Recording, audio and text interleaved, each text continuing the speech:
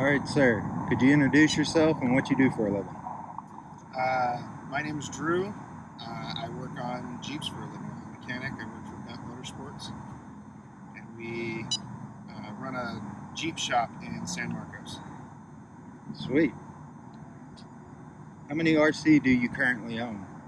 5. I have 5 cars altogether. What got you into RC and how long have you been in the hobby? Got me into RC cars was my buddy Austin. He's got an axial bomber that we went out and played with a couple times. Kind of got me into it. I think we'd spend like 3 hours out hiking, and that'd be on one battery. So it kind of just takes up time. Don't really realize that you're doing as much hiking as you are. Oh yeah. Makes it a little easier to do. I've probably been out in the hobby with my own cars for about 4 years. I think is when I got my first Rustler. And then from there, I traded around. I did some go-fast stuff. It wasn't really my thing. And I got into the crawlers.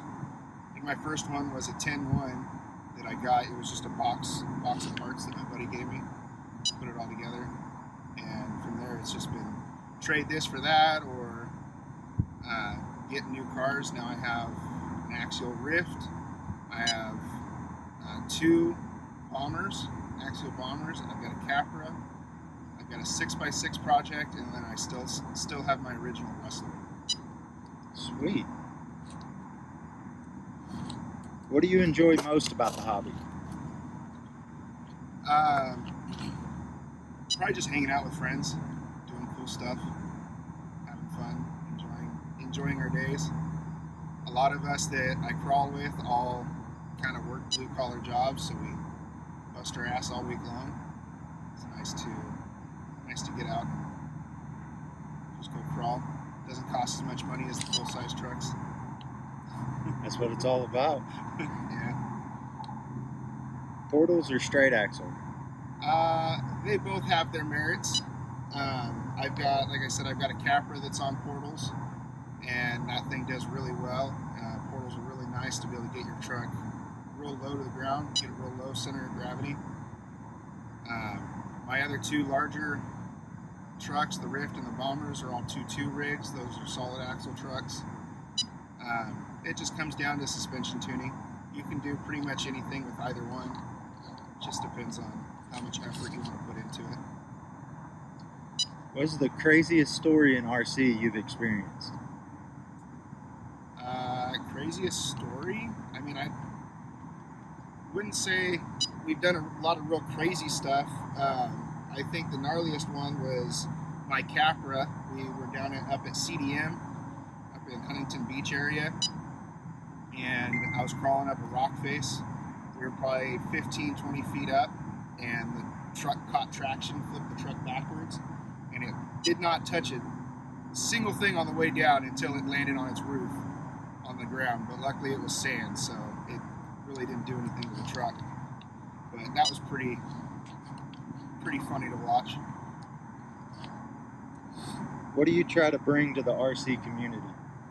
Good times, fun. That's all we're really trying to do is just have a good time.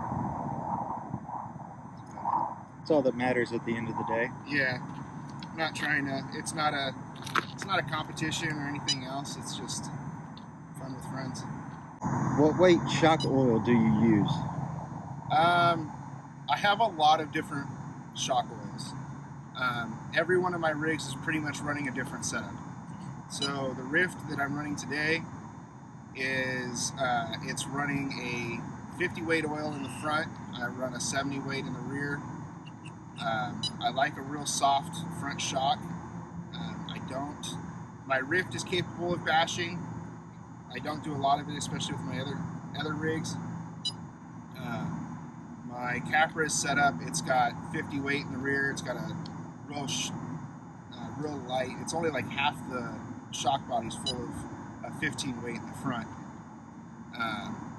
So it's real basic. It changes. My bomber, that thing's got 6 shocks on it, and every single one's got different oil, different spring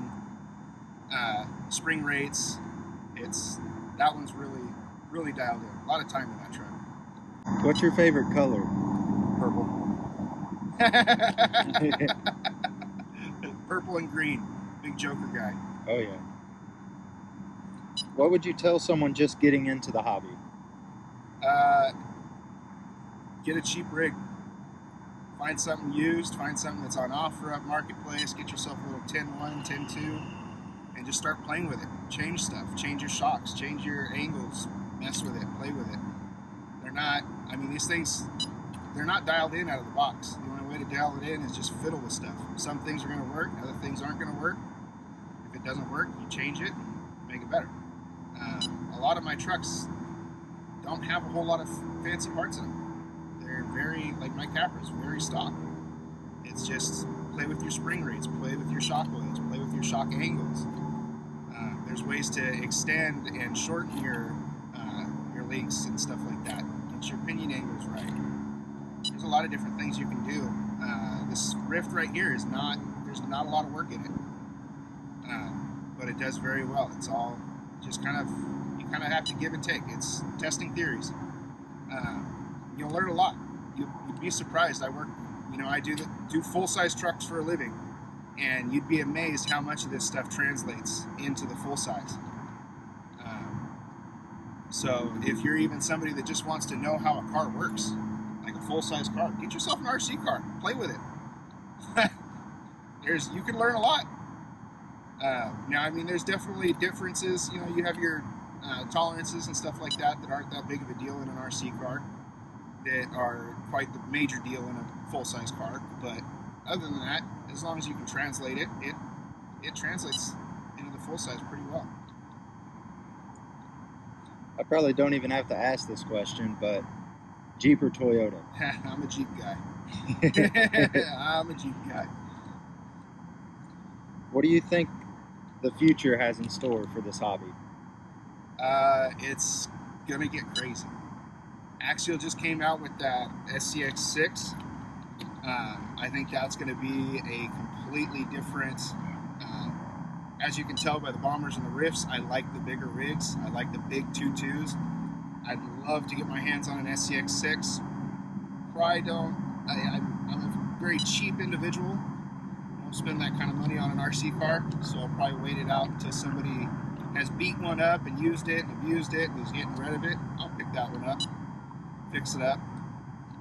But other than that, it's gonna get cool. Like, these things are getting, like I said, the amount of scale translation from 10th scale up to full size is remarkable. Technology is getting up there, that's for sure. Well said. Do you have a favorite rig, and would you mind showing it off? I do have a favorite rig. It's not here currently. I'll give you some pictures that you can plug in if you want to. But it's my Axial Bomber. It's an RR10 bomber. It's an OG bomber, not the second gen bomber. It is currently running basically a Ryft drivetrain in it. It's got Ryft axles, front and rear. It's got a front Trial Ryft housing in it. It's sitting on a widened chassis. It's got Ryft trailing arms in it, Vanquish front end. It's got there's a lot of tuning hours in that truck. But it's not a traditional bomber. A lot of the bombers that you see are kind of best of both worlds. It's supposed to be more of an Ultra 4 rig. Mine is like hardcore crawler. It's got a 10% overdrive to the front, and it doesn't go fast, but it crawls some vertical lines. Well, would you mind showing off your Ryft since you got it here? Yeah.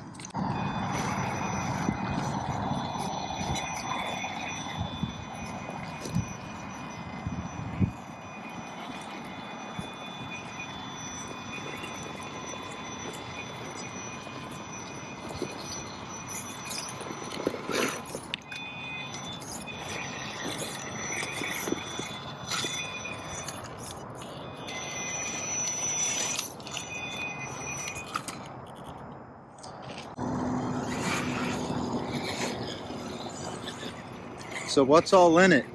So this Ryft is running a Castle Mamba Monster system. It's got a 2200 kV 1514 cam and a Holmes SHV 800 direct power servo in the front, some Proline Hyrax tires on single stage foams. I've got some brass in the front wheels. There's absolutely no weight added to the rear end. And then it's got some big Proline 5-inch shocks front and rear with some shorty springs up front. And other than that, this thing is bone stock. Has not been fiddled with. Well, sir, I appreciate it. You got any final words? Have fun.